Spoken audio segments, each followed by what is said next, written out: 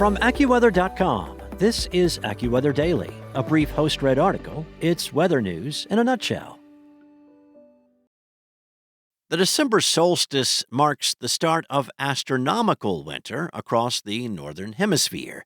But meteorologists commonly consider December the 1st to mark the beginning of the new season, known as meteorological winter. On the day of the December solstice, the sun's rays are most direct over the Tropic of Capricorn in the southern hemisphere. For areas north of the equator, this is the shortest day of the entire year. Now, this year, the winter solstice falls on December 21st at precisely 4:20 a.m. Eastern Standard Time. Astronomical winter always starts on the solstice, which falls between December 20th and December 22nd. Now, obviously, these dates vary from year to year due to leap years and the elliptical shape of Earth's orbit around the sun. While this solstice signals the start of astronomical winter across the northern hemisphere, those in the southern hemisphere recognize it as the first day of summer. Traditionally, astronomical seasons last between 89 and 93 days. That's according to the National Centers for Environmental Information. This variability can make it difficult for experts to compare statistics from one year to another. Meanwhile, meteorological seasons are more consistent, with the 4 seasons being broken into groups of 3 months. Meteorological winter lasts for 91 days every year, starting on December 1st and lasting through the end of February. Meteorological winter is December, January, and February. Meteorological spring is March, April, and May. Meteorological summer is June, July, and August. And meteorological fall is September, October, and November. By following the civil calendar and having less variation in season length and season start, it becomes much easier to calculate seasonal statistics from the monthly statistics, both of which are very useful for agriculture, commerce, and a variety of other purposes. The Biden administration is swimming against the current to get 7 western states to agree to divvy up the Colorado River's water in a way that would protect the river basin and the West's largest single water source, and do it before President-elect Donald Trump takes office. That's according to a source familiar with those negotiations.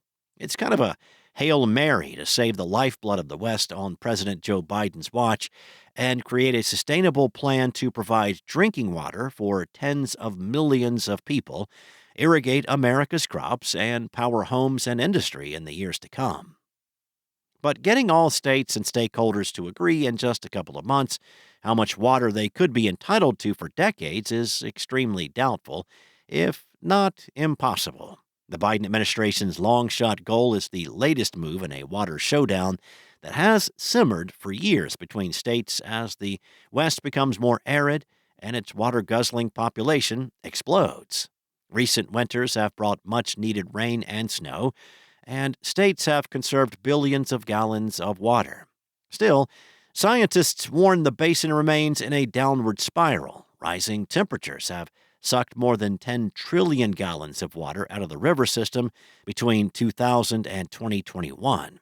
Now, if an agreement on these complex territorial negotiations can be pulled off before January 20th, it would avoid the spectacle of a Supreme Court battle, a possibility already being dangled by some basin stakeholders.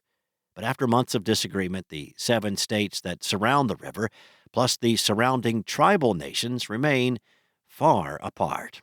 The states are divided into 2 factions, which are the upper basin states, Colorado, New Mexico, Utah, and Wyoming, and the lower basin states of Arizona, California, and Nevada, which do not agree on who should bear the brunt of future water cuts if reservoir levels drop. A new operating plan for the river must be in place by August 2026, a few months before the current agreement expires. The Federal Interior Department's Bureau of Reclamation is leading negotiations and has the authority to come to an agreement on behalf of the lower basin states if none can be reached by the deadline. The Biden administration proposed 5 alternatives for post-2026 river use that would protect water levels and hydroelectricity at Lakes Mead and Powell.